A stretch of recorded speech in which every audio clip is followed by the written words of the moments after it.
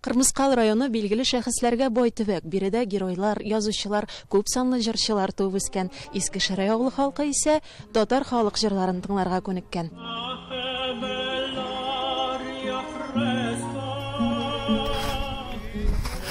Ә менә мондый үзенчәлекле моң авыл өстендә беренчегә яңгырый.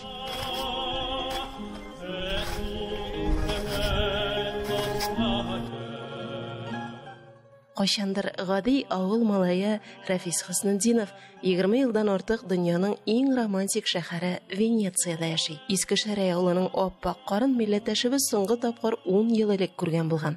Италиядә кар юк бит инде. Безнең якта майда яуса да, кар катыш яңгырга төшә дә шул ирек битә.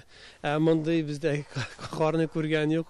Әлбәттә менә бу минем өчен бик зур шатлык, бер мөгъҗиза. Шул хәтле сагындырды карны.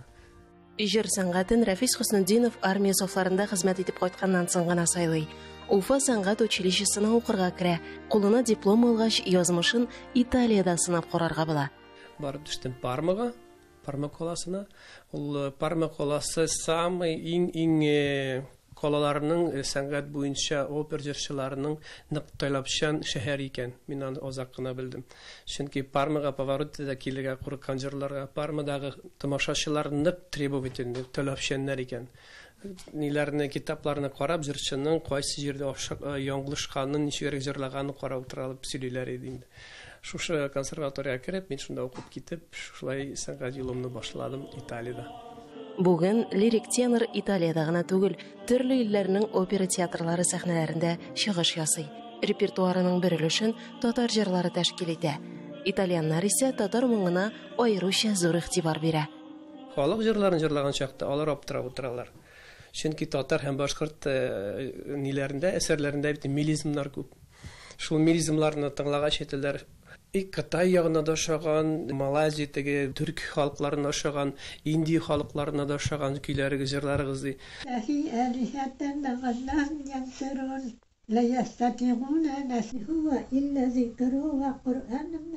Съемка вакытыбыз Рафис Хөснетдиновның бер туган апасы йортында үткән Коръән мәҗлесенә туры килде.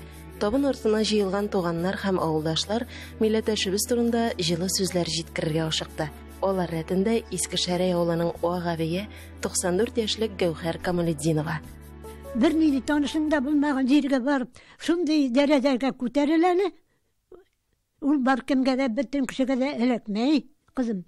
Горурландык инде бөтен авыл белән, чөнки Италиядә булгач беренче елларны менә яңа елга туры кайтса, клубка килеп җырлый иде, безгә укытучыларга клуб сәхнәсеннән зур рәхмәт әйтә торган иде үзе дә.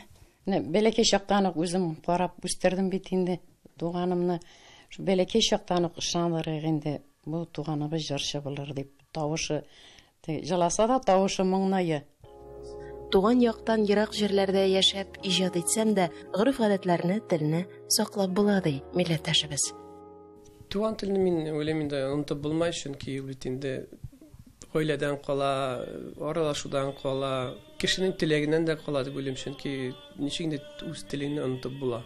Әлбәттә мин ул көннең буе, еллар буе алар белән аралашам итальянча, әмма уйлаганда мин уйлыйм үзем телемдә инде һәр вакытта инде уйлыйм татарча, үземчә, андары җавап бирәм инде. Рафис Хөснетдиновның зур хыялы итальян коллегаларын туган ягына алып кайтып уртак концерт оештыру.